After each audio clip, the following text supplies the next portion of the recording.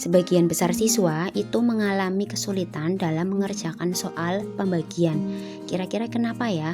Nah, biar kita bisa mengerjakan soal pembagian, kita itu harus menguasai perkalian dari 1 sampai dengan 10 ya, atau biasa yang kita sebut dengan perkalian dasar. Kita harus menguasai perkalian dasar ini. Kenapa? Karena sangat penting ya, mengingat ya yang namanya perkalian itu adalah lawan atau kebalikan dari pembagian. Jadi kalau kamu bisa perkalian, harusnya juga bisa pembagian. Contoh ya, 6 kalikan 3 itu hasilnya 18 ya. Nah, kalau misalkan ada soal 18 bagi 3, itu jangan bingung ya, kamu udah tahu 6 kali 3 18, maka hasilnya ya 6. Jadi 18 dibagi 3 hasilnya adalah 6. Gitu ya. Sekarang kita latihan soal ya. Yang pertama kita awali dengan soal yang mudah dulu. Contohnya 46 dibagi 2. Nah, 46 ini ya, itu kita taruh di dalam dulu. Kita buat simbol seperti itu, porokapit. Terus 46-nya di dalam, 2-nya di luar sebelah kiri ya. Jadi ini bacanya itu 46 dibagi 2. Ya, nanti hasilnya kita tulis di atas. Pertama, angka depannya itu 4 ya. Nah, 4 kita bagikan 2. Diperhatikan ya. 4 dibagi 2. Nah, 2-nya ada berapa di dalam 4? Ada 2 ya. Jadi kita tulis 2 di atas.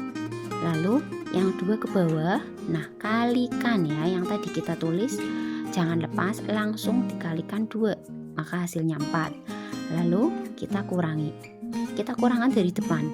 4 kurangi 4, 0 ya, berarti nggak usah ditulis. Nah, 6-nya turun. Lalu kita punya 6 dengan cara yang sama. 6 dibagi 2. Berapa hasilnya? 3. Lalu sama lagi, 3 kalikan 2, maka hasilnya 6. Nah, 6 dikurangi 6 habis. Kalau hasilnya sudah 0, maka ini sudah selesai. Hasilnya adalah 23. Kita lanjut soal yang kedua. Soalnya adalah 56 dibagikan dengan 2. Maka hasilnya berapa? Nah, dengan cara yang sama ya. Kita buat simbolnya dulu.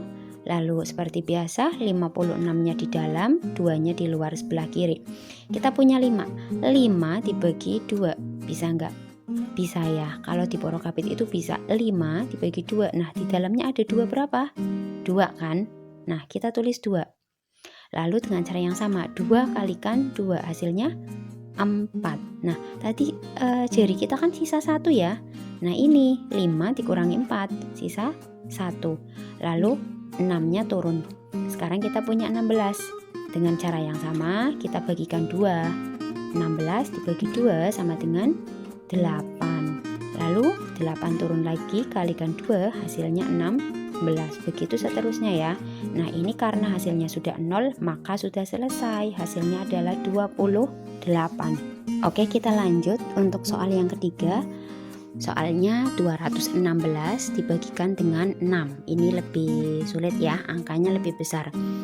Biasa kita buat simbolnya dulu. Lalu 216 di dalam, 6-nya di luar ya. Nah, kita punya depan 2 ya. Nah, 2 dibagi 6 bisa enggak?